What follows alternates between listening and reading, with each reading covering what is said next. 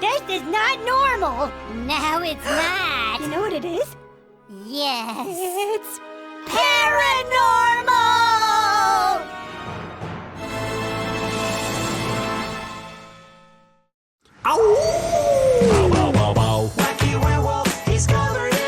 One of the things that was interesting once we started working on the Hoops and Yo-Yo Haunted Halloween is that I was kind of shocked to find out how many people in the business love these characters.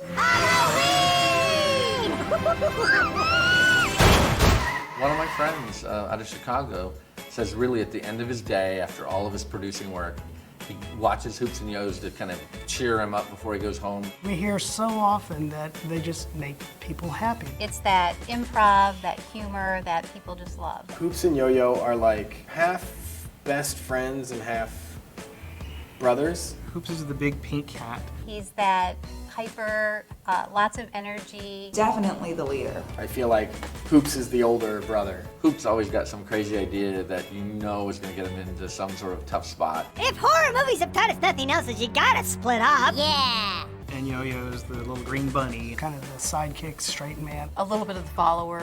If Hoops suggests an idea, Yo-Yo's usually pretty game for it. And of course, Piddles is the blue. I'm not really sure what Piddles is. It's still not specifically very, very clear. Piddles is the voice of reason. Without her, they would go flying off the tracks.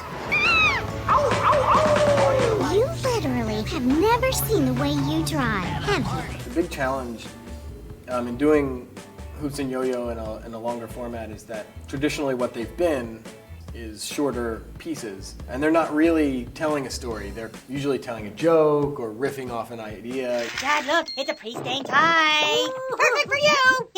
I call that one potatoes and gravy. How about another order of spaghetti and red sauce? Dad, can I lick it? Hoops and Yo-Yo started in Hallmark.com when Bob Holt created an e-card for 4th of July. It was essentially a one-off e-card that just kind of exploded. He added in the green bunny. And that's when Mike Adair came in to do the voice of Hoops. They just went into the studio, they started riffing, and Hoops and Yo-Yo was born. One of the charms of Hoops and Yo-Yo is that they are two grown men making each other laugh. Please don't kill us! You know you see me eat all those cinnamon buns. You don't want hoops tartar, do you?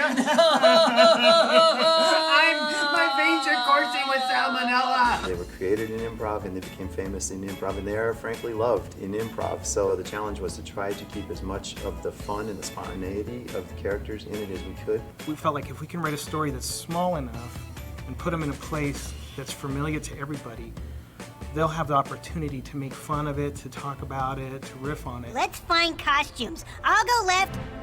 You go. Oh, wait a minute. Vibrating massage chairs. We were really lucky to have some really funny stuff that we could play off of. I think we have such a great advantage getting to work on Halloween. Anything where you can throw in a werewolf is always great. Werewolf! Off sofa! Off sofa! Knowing that Rob Shaw was going to be directing this, I'm like, this is absolutely perfect. He likes to keep things open, and he's really good at following the flow. He works really closely with the animators. He's an amazing leader. He has a humorous vision. I get very into acting out the stuff that I'd like the characters to do, and the animators do as well. Cinnamon buns are just pastries. I know. But it's hard to love something and not have it love you back.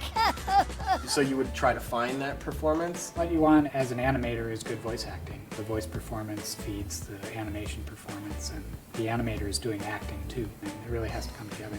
Working with Rob Shaw was great. I would do it again anytime, anywhere. He is legitimately a very funny guy. This is my impression of Rob Shaw doing an impression of me. Before he talked, it just looked like he was trying to work the strain of the world out of his mind. So... You want to see my impression of Rob Shaw? Yeah.